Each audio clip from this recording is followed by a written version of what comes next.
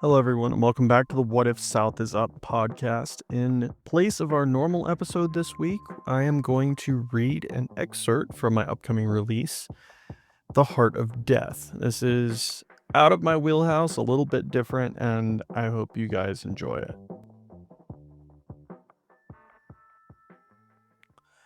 The woman silently sitting across from me was smartly dressed in a blue business suit. Her hair hung perfectly about her shoulders as though purposely arranged for a portrait. Her pen, scratched across the notepad, balanced atop her knees for a moment and stopped. I couldn't help but wonder what she was writing down, not that it mattered. I had told this story before, and no one ever believed it. A fascinating fiction, but I want to get to know the real you. She rested the pen across the back of her fingers and looked up. Her perfectly made-up face was an empty mask, as though I hadn't just claimed to be responsible for every death in the last 3 millennia. I want to hear about your past. How did Aeron Mast become a household name? I took a long drag on my cigar and leaned back in the leather lounge chair. May I ask a question of you? She nodded.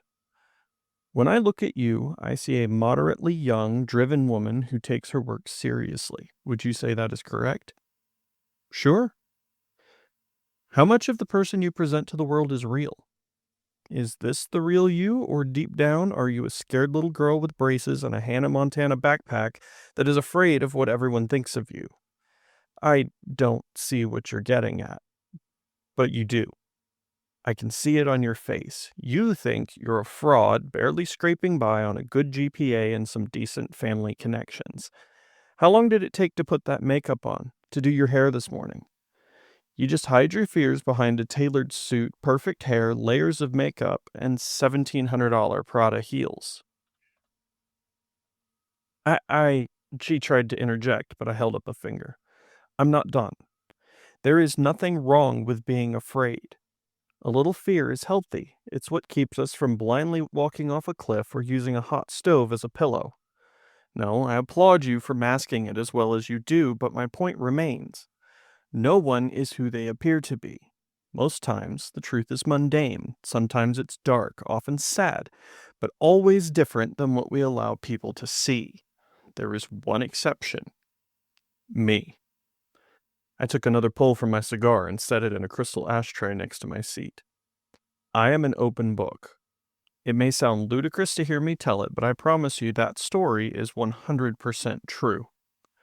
The reporter, whose name I had already forgotten, gathered her things as she stood.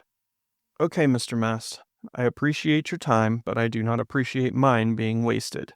I think we're done here. So be it. I shrugged and returned to my cigar as she shouldered her bag and clicked away. I mentally kicked myself. Somehow, I had caught the heels and missed the $3,800 bag. I was getting sloppy in my old age. Oh well, better luck next time. A soft chime from the grandfather clock in the corner signaled the hour. Another one down, but how many more to go? This dance had become tiresome. Century after century I walked amongst them, a wolf in sheep's clothing, or perhaps a god in a well-tailored suit. My desire for a chronicler wasn't born of vanity, but a profound need for someone to understand, to truly grasp the weight of what I was. Most saw a facade and refused to see anything more. This one, with her carefully constructed armor of professionalism, was no different. Most of them were just as shallow, false, and boring as she had been. The next appointment, according to my assistant's meticulously organized schedule, was an hour away. A young man from a fledgling online journal, undoubtedly hungry for a scoop, whatever it might be. He'd probably ask about my investment portfolio or my charitable donations, oblivious to the true story within reach. They always were. The chime faded, leaving behind the rich scent of leather, old books, and my dwindling cigar smoke. I swirled the amber liquid in my crystal tumbler, watching the last ice cube melt into oblivion. Time, for them, was a finite commodity measured in moments and deadlines. For me, it was an ocean, vast and terrifyingly endless. The irony was not lost on me, the god of death seeking to be immortalized in print. The young man arrived punctually, a nervous energy radiating from him like heat from a lamp. He was all wide eyes and tentative questions, meticulously prepared notes spilling from a cheap folder. I put him through a similar, if slightly less aggressive, routine. He faltered faster than the last, his composure crumbling under the weight of my direct gaze. He, too, left, muttering apologies about misunderstanding the nature of the interview. Honestly, it was a miracle I hadn't been blacklisted by the entire journalism world by now. Days bled into weeks, weeks into months. The parade of hopeful, ambitious, and ultimately blind reporters continued. Some were seasoned veterans, cynical and jaded, others fresh-faced graduates brimming with naive idealism. None of them saw past the surface I presented. None of them heard the echo of forgotten languages in my voice or the millennia of regret etched into the corners of my eyes. They saw a billionaire, a titan of industry, a target for a juicy profile. They saw everything but the ancient, banished entity beneath. The sheer, repetitive banality of it could crack stone. I had cultivated this image, the forward-thinking, occasionally ruthless, yet ultimately philanthropic patriarch of industry. For centuries, I had adapted the mask as required by the prevailing zeitgeist. In this era, the mask was one of technological genius and transparent power. It was exhausting. That morning, after dismissing the last of the journalists who had come to profile my latest foundational grant, I felt the centuries pressing down upon me like physical weights. The air in my penthouse office, curated and climate-controlled, suddenly felt thin, lacking the raw, organic tang of true mortality. I pressed the intercom button. "Eleanor, cancel the rest of the afternoon, clear the ledger, tell them I'll be unreachable indefinitely." Eleanor, a middle-aged woman whose genetic code seemed to have been replaced entirely by algorithms, responded instantly. "Understood, Mr. Mast. All counts will be rerouted. Do you require your driver and security detail?" "No," I replied, moving toward the private elevator. "I require anonymity, Eleanor, a brief walk to clear my head. You may leave when you're done here. I won't be returning." "Yes, sir." I descended 33 floors and stepped out into the controlled chaos of the city. The noise hit me first, a screeching symphony of engines and chatter. I adjusted the lapels of my overcoat and pulled an English-style flat cap over my head. I wore the uniform of the successful predator, dark wool, precise cut, and an air of untouchable expense. In this case, a clean, three-piece suit and woolen overcoat. It was ancient by the standards of clothing, made for and purchased by me in England in the 20s. It was stubbornness on my part to keep wearing it, but the media called it fashion, a callback to a Netflix show about some gangsters that I'd never bothered to watch. I walked without a destination, threading my way through the hurried crowds. They moved so quickly, these ants, rushing toward ephemeral goals, a meeting, a flight, a deadline, a date. I watched the frantic energy in their faces, the stress lines forming around their young eyes. I remembered when these streets were mud tracks, when the great towers soaring above me were merely grand dreams constructed of chalk and hope. I had seen the original scaffolding. I had known the architects. This city, like all cities, was a living organism built on layers of forgotten grief and ambition. They never change, do they? The names shift. Babylon, Jerusalem, Rome, Paris, London, Prague, Tokyo, Seoul, New York. But the underlying human impulse remains constant. Hunger, fear, and the desperate scramble for dominance over others. I felt a profound, aching disassociation. I was moving through a museum of my own curated memories, yet unable to touch the exhibits. I craved something real, something unvarnished by the pixelated gloss of the 21st century. I turned sharply off the polished main avenue, diving into the labyrinthine alleys of the older commercial district. Here, the noise was different, dampened, overlaid with the deep hum of ventilation systems and the distant rhythmic clang of something industrial. The buildings were shorter, the facades cracked, showing the original brick beneath the veneers of modernity. After 3 blocks, I stopped before an awning that bore the faded, almost ineligible name, the Harbor Rat. It was exactly what I was looking for. A dive bar, smelling faintly of cigarettes, stale beer, disinfectant, and the lingering residue of poor decisions. I pushed through the heavy wooden door, which had likely survived the repeal of Prohibition, and stepped into the gloom. The interior was magnificent in its ugliness. The air was thick and golden, cut by the dust motes dancing in the meager shafts of afternoon light slicing through the high, barred windows. The jukebox was playing something aggressively loud and structurally unsound. The bartender, a man whose face suggested a deep and abiding distrust of all customers, looked up with dull suspicion. I walked to the bar and took a stool near the far end, away from the two men arguing over a game of 8-ball. The leather on the stool was cracked, the cigarette-scarred mahogany bar surface sticky beneath my hand. It was perfect. Aeron Mast, slumming it, I muttered to myself, settling my coat. I addressed the suspicious man, McAllen 30, neat, double. He raised one eyebrow, my expensive taste clashing jarringly with the environment, but poured the drink without comment. I paid him with a crisp $100 bill, which he examined like a foreign artifact before slamming a handful of change onto the counter. I ignored the change. I lifted the glass, inhaling the peaty smoke of the scotch. It was a flavor familiar across lifetimes, a necessary anchor. I took a slow sip, letting the heat bloom in my chest. For the first time all day, the armor felt slightly less tight. I sat in comfortable silence for perhaps 10 minutes, watching the slow, grinding mechanics of the bar. It was a pure distillation of human smallness, and it was therapeutic. Then the door opened, and another mortal entered.